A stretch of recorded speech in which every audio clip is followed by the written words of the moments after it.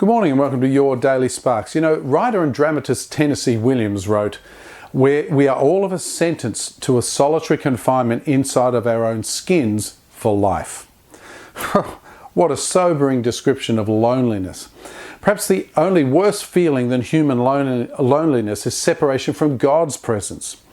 You might describe this desperately solitary feeling with phrases such as, my prayers don't get past the ceiling, or I'm going through the dark night of the soul, or whatever you use to describe it. When the Israelites were in exile, God declared that He was providing them a sanctuary for them, even in their exile. Although they didn't always see His hand at work in their circumstances, God never just left them alone.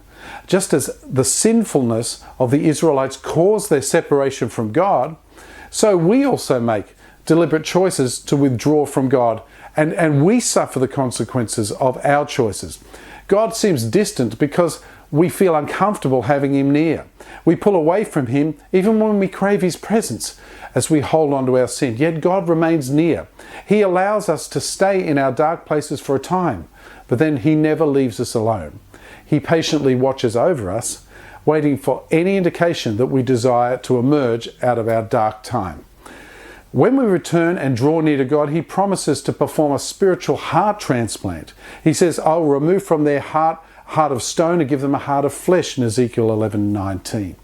Now this new heart means that God gives us new desires. He removes our stubborn and our selfish heart, and He replaces it with a heart that desires His ways, His thoughts, and His goals. So, how about a heart transplant today? Maybe it's time to not go through this stuff, to turn to the Lord again and be reunited with Him and replace that heart of stone with a heart of flesh. We'll see you tomorrow on Sparks.